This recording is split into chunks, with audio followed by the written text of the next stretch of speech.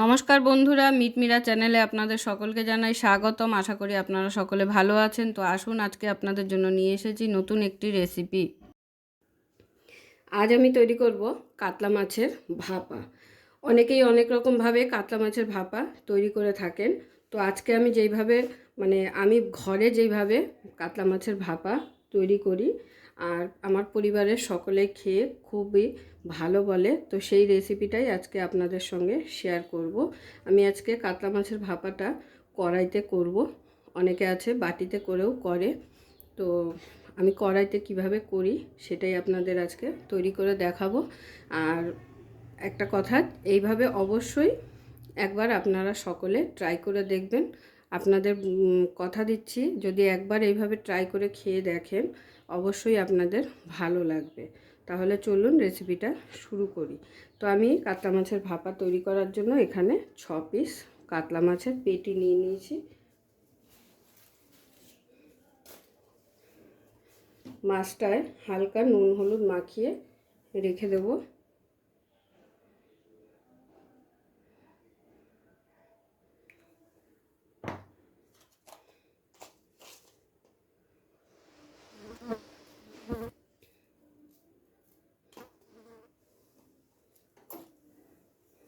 নুন হলুদ মাখিয়ে নেওয়া হয়ে গেল। এবারে মশলাটা কি মশলা দেব সেটা আপনাদের রেডি করে দেখিয়ে দিচ্ছি।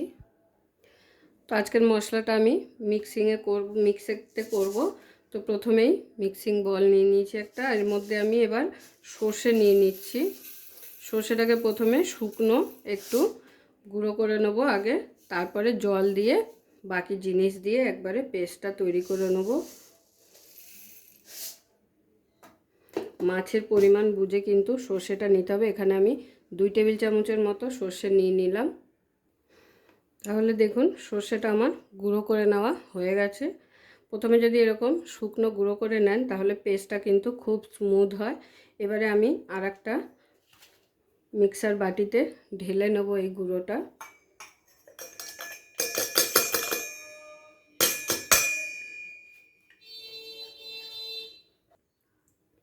তো এবারে এই সর্ষেটার সঙ্গে আরও কিছু অ্যাড করব, করে এটার একটা পেস্ট করব। তো দিয়ে দিচ্ছি প্রথমেই ঝালের জন্য কাঁচা লঙ্কা,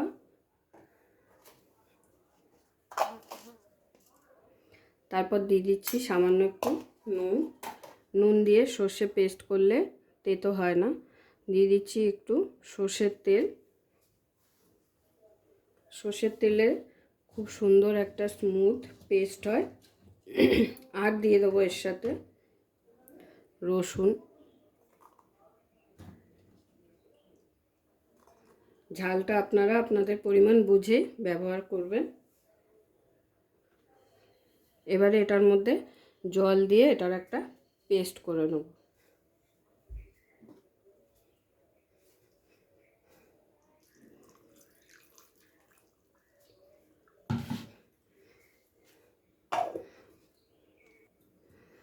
তো দেখুন, তাহলে আমার পেস্ট একদম রেডি।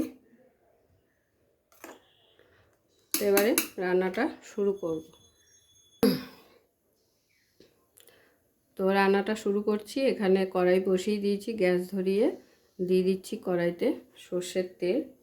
তেলটা গরম হয়ে গেলে কিছু ফোড়ন দিয়ে দেবো।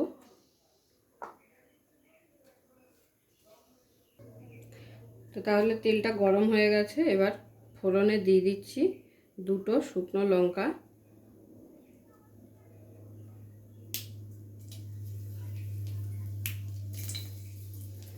আর দিয়ে দিচ্ছি হাফ চামচের মতো 5 ফোড়ন।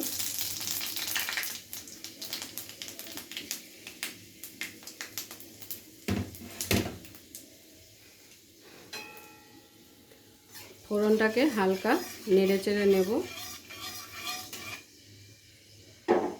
নিয়ে এর মধ্যে দিয়ে দেবো মাছগুলো।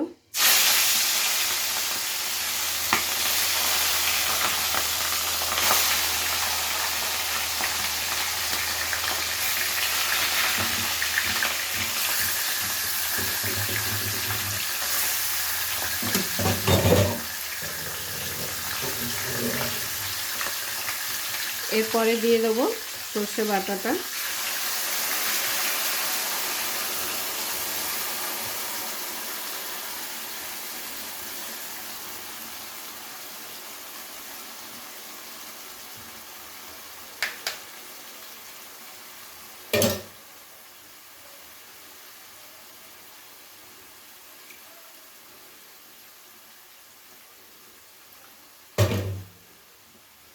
এরপরে সর্ষে বাটার বাটিটা ধুয়ে অল্প জল দিয়ে দিচ্ছি।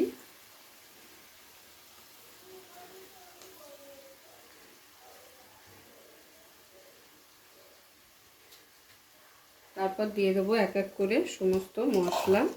মশলা বলতে পরিমাণ মতো নুন। সর্ষে বাটায় অলরেডি যেহেতু নুন দিয়েছি, তাই নুনটা কিন্তু অবশ্যই পরিমাণ বুঝে দিতে হবে। এরপরে দিয়ে দিচ্ছি হলুদ,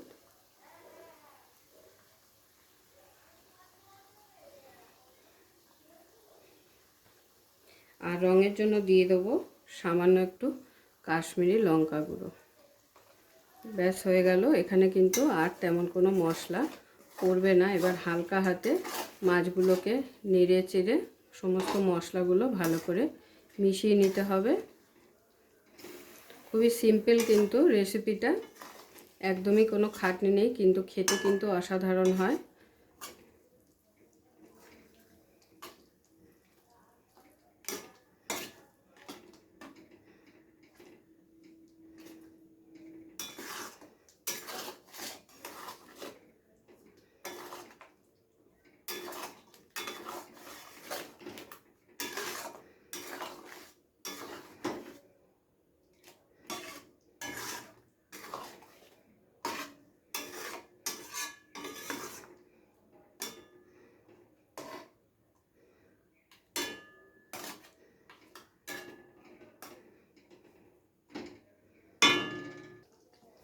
এরপর উপর দিয়ে দিচ্ছি কটা টমেটো স্লাইস করে কেটে নিয়েছি।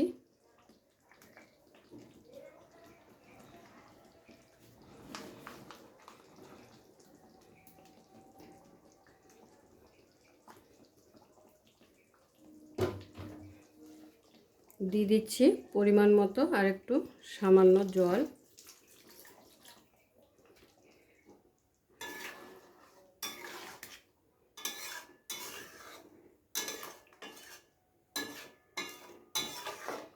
কারা কারা এইভাবে কাতলা মাছের ভাপা এখনও পর্যন্ত খাননি, অবশ্যই একবার ট্রাই করবেন তারা।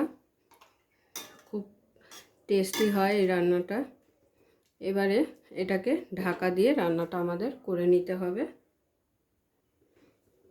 লো টু মিডিয়াম আঁচে রেখে কিন্তু এই রান্নাটা করতে হবে। গ্যাসের আঁচ কিন্তু কোনোভাবেই বাড়ানো যাবে না, তাহলে এটা ধরে যাবে কড়াইয়ের গায়ে। তো সেই কারণে লো টু মিডিয়াম আঁচে এটা করে নিতে হবে। তো এইভাবে ঢাকা দিয়ে দিয়ে রান্নাটা করতে হবে, কিন্তু ফাঁকে ফাঁকে ঢাকনা খুলে একটু নেড়ে চেড়ে দিতে হবে। তো দেখুন প্রায় 5 মিনিট হয়ে গেছে, আমি ঢাকা দিয়ে রেখেছিলাম। এবারে ঢাকনাটা খুলে চেক করে নেব একবার।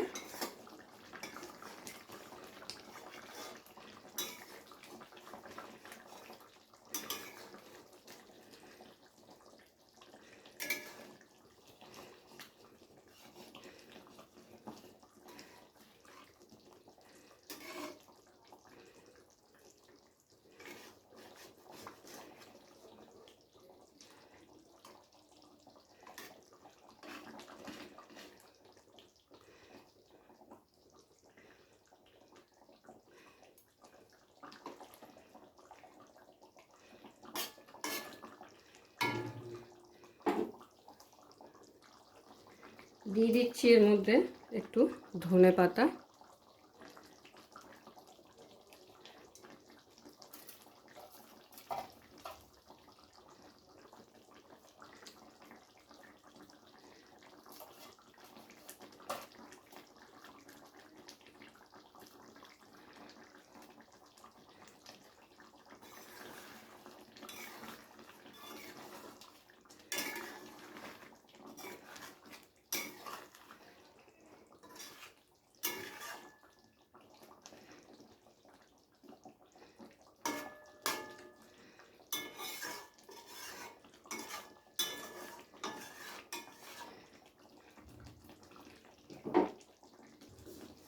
আবারও 5 মিনিট পর ফিরে এসেছি।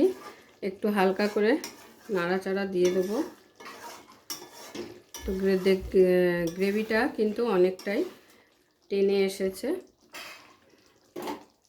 দিয়ে দিচ্ছি গার্নিশের জন্য দুটো কাঁচা লঙ্কার চেরা।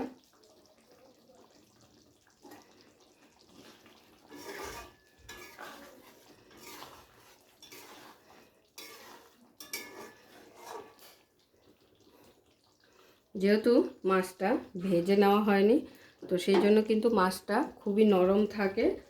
আর ওই জন্য খুব সাবধানে মাছটাকে একটু নাড়াচাড়া করতে হয়, নাহলে কিন্তু ভেঙে যাওয়ার সম্ভাবনা থাকে।